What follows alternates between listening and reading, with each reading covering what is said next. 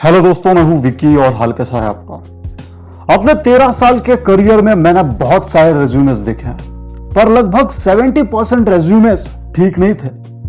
उनमें काफी गलतियां थी जो इजीली अवॉइड हो सकती थी, और उनमें से एक प्रॉब्लम यह थी कि वो रेज्यूमेस जरूरत से ज्यादा लंबे थे।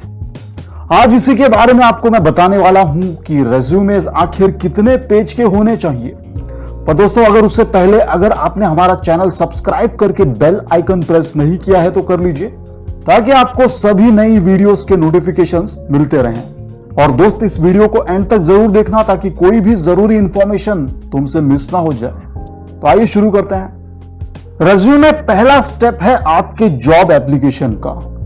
रेज्यूमे से ही इंटरव्यूअर को पता चलता है आपके क्वालिफिकेशंस, एक्सपीरियंस और स्किल्स का। लेकिन जरा सोचिए, क्या आपको लगता है कि किसी के पास इतना समय होगा कि वो आपका पूरा रेज्यूमे डिटेल में पढ़े? नहीं ना। आप अपने आप को इंटरव्यूअर की जगह रखकर देखिए कि अगर आप उसकी जगह होते तो क्या कैंडिडेट का पूरा रेज्यूमे डिटेल में पढ़ते या सिर्फ जो मेन पॉइंट्स है वो ही पढ़ते।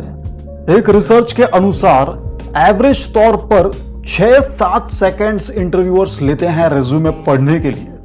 रेज्यूमे ऐसा होना चाहिए कि इन 6 सेकेंड्स में इंटरव्यूअर को कम से कम आपके बारे में मेन चीजें तो पता चल सकें।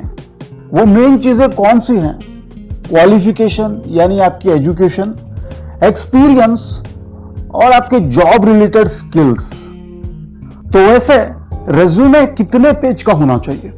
देखिए, अगर आप फ्रेशर हो या 1-2 साल का एक्सपीरियंस है तो सिर्फ 1 पेज का ही रेज्यूमे रखिए, और इससे ज्यादा एक्सपीरियंस है तो ज्यादा से ज्यादा 2 पेज का। तीसरा पेज यूज करने की वैसे तो जरूरत नहीं पड़ती है काफी बार, लेकिन अगर सभी इंपॉर्टेंट चीजें लिखने के बाद भी 2 पेज में नहीं आ रहा है तो तीसरे पेज का थोड़ा सा हिस्सा यूज कर लीजिए। तो कम एक्सपीरियंस के लिए 1 पेज का रेज्यूमे और ज्यादा एक्सपीरियंस के लिए 2 पेज का रेज्यूमे।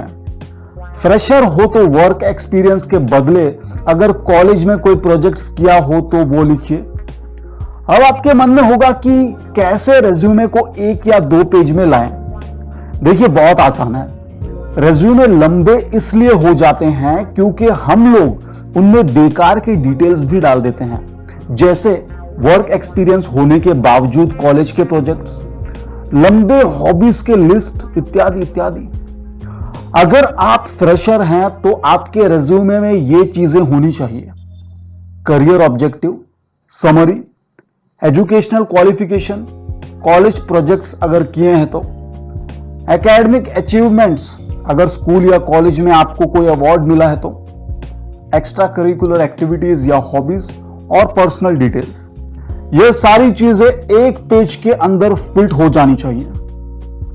अगर आप एक्सपीरियंस्ड हैं तो आपके रेज्यूमे में ये चीजें होनी चाहिए: 2-3 लाइन की summary, work related skills, work experience, professional achievements अगर हैं तो, एजुकेशनल क्वालिफिकेशन और पर्सनल डिटेल्स।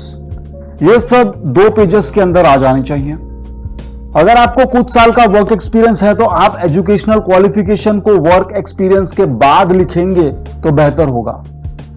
तो दोस्तों, ये कोई बहुत मुश्किल काम नहीं है, बस आपको थोड़ा सा ध्यान देने की जरूरत है। मैंने देखा है कि बहुत से लोग केयरलेसली रेज्यूमे बनाते हैं, उसमें काफी मिस्टेक्स होते हैं कई बार। तो आप ये पेजेस वाली चीज ध्यान में रखना, क्योंकि जैसे कि मैंने कहा, किसी के पास इतना समय नहीं है कि सब कुछ डिटेल में पढ़े। तो रेज्यूमे को शॉर्ट रखिए और सिर्फ जरूरी जानकारी लिखिए। दोस्तों, मैं एक अलग से वीडियो बनाऊंगा जिसमें मैं आपको डिटेल में एक रेज्यूमे बनाकर दिखाऊंगा डेमो के साथ। तो मिलेंगे नेक्स्ट वीडियो में। करियर से जुड़ी सारी जानकारी के लिए सब्सक्राइब कर लीजिए इस चैनल को, शेयर भी कीजिए इस वीडियो को, और अच्छा लगा तो लाइक भी कर दीजिए। धन्यवाद।